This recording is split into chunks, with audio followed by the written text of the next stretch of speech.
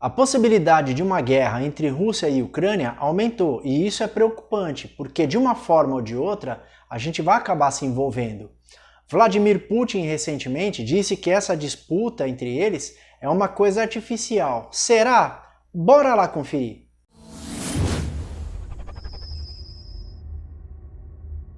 Olá pessoal, Júlio aqui. As raízes desse conflito nos transportam a um milênio no passado, mais especificamente no Principado de Kievan Rus, ou Rússia Kieviana. Esse território comportava as regiões da Rússia, Ucrânia e Bielorrússia entre os séculos 9 até o século 13. Mas antes de continuarmos, não deixe de se inscrever no canal, dar o seu like e ativar as notificações. Segundo a historiografia russa, o primeiro líder a unificar as terras eslavas do leste e acabou transformando elas no território da Rússia Kieviana foi Oleg, que governou entre 882 até 912. Sviatoslav I, que governou de 945 a 972, foi o primeiro a conseguir a expansão territorial quando de sua vitória contra os cazares. Vladimir I, que governou de 980 a 1015, foi quem introduziu o cristianismo em Kiev. Ele fez isso quando ele mesmo se batizou e, através de um decreto, ele estendeu isso a toda Kiev e a outros povos além. Jaroslav I, o sábio, que governou de 1019 a 1054, esse período foi quando a Rússia conseguiu a sua maior extensão territorial. E os filhos de Jaroslav foram quem conseguiram escrever o primeiro código legal deles. Isso aconteceu um pouco depois da morte desse líder. O declínio do Estado russo kieviano iniciou-se no final do século XI e perdurou até o século XII, quando ele se desintegrou em várias potências menores e rivais. E com a queda de Constantinopla e a dificuldade em obter novas rotas comerciais, a economia local enfraqueceu, e aí o Estado caiu definitivamente com a invasão mongol em 1240. Colapsada a unidade territorial, a área foi contestada, dividida e governada por vários povos, dentre eles os polaco-lituanos, os austro-húngaros, o Império Otomano e os czares da Rússia. Os cossacos ucranianos surgiram e prosperaram durante os séculos 17 e 18, porém, após uma sucessão de guerras, o seu território foi dividido entre os poloneses e o Império Russo, e a Ucrânia foi ser reconhecida como um Estado-nação somente em 91. Após a Primeira Guerra Mundial e a Revolução Russa de 1917, na Ucrânia surgiu um movimento nacionalista que queria sua autodeterminação.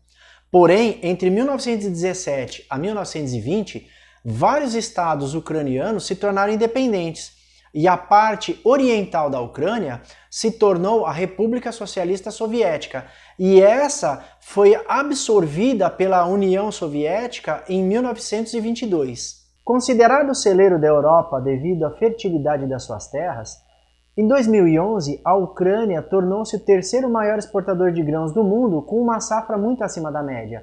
Aliás, a Ucrânia é uma das 10 regiões da Europa mais atrativas para a compra de terras agrícolas. Além disso, tem um setor de manufatura muito bem desenvolvido nas áreas principalmente de aeronáutica e bens industriais. Após a sua independência, a Ucrânia firmou uma parceria limitada militar com a Rússia e outros países da região.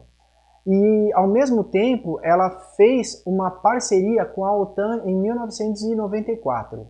Em 2013, depois que o governo do presidente Viktor Yanukovych suspendeu o acordo com a União Europeia e se aproximou economicamente da Rússia, houve internamente uma série de protestos que ficaram conhecidos como Euromaidan.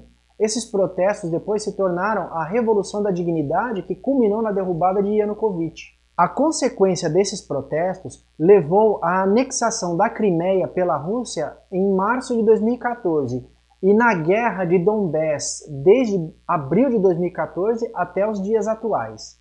Em novembro de 2018, forças militares russas capturaram 3 navios ucranianos no Estreito de Kerch, a caminho do Mar Negro em direção ao Mar de Azov.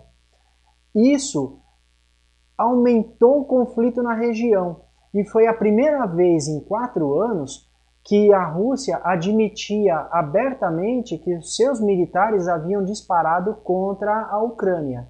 Estados Unidos e União Europeia impuseram sanções econômicas a Moscou devido à sua agressão contra a Ucrânia em 2014. E a partir desse momento, as relações entre russos e os países ocidentais tornaram-se tensas. E utilizando de guerra cibernética e muita propaganda armada, os russos iniciaram uma blitz híbrida contra as democracias ocidentais. A OTAN aumentou o exercício de suas tropas na Europa Oriental. E, além disso, países como Polônia, Estônia, Letônia e Lituânia, todos membros da OTAN, aumentaram internamente o orçamento militar, o orçamento bélico de seus países por conta dessa agressão e dessa ameaça russa. Durante a coletiva de imprensa em dezembro de 2020, Vladimir Putin afirmou que a Ucrânia havia sido criada por Lenin, o fundador da União Soviética, em 1920. E ele sugeriu que as diferenças entre esses países eram artificiais. Porém, um ponto de discordância entre os laços russos-ucranianos é exatamente o Holodomor, que foi um genocídio que aconteceu entre os anos de 32 e 33 e que levou milhões de ucranianos à morte por fome. Historiadores de Kiev descrevem que esses eventos haviam sido forçados por Joseph Stalin, que era o governante na época, simplesmente como punição aos ucranianos que não queriam a estatização forçada dos campos agrícolas. A Venezuela está pronta para dar suporte técnico-militar à Rússia caso as relações entre russos e americanos se deteriorem. Quem disse isso foi o embaixador da Rússia em Caracas, Sergei Melik Bagdasarov, em uma entrevista ao canal do YouTube Soloviev em janeiro de 2022. O vice-chanceler russo Sergei Ryabkov não confirmou, mas também não descartou a possibilidade de estarem implementando bases militares tanto na Rússia quanto na Venezuela.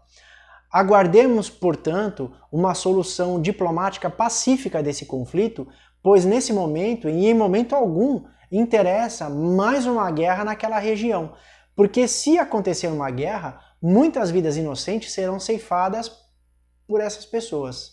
E se você gostou do conteúdo exposto até aqui, não deixe de se inscrever no canal, dar o seu like e ativar as notificações. Valeu!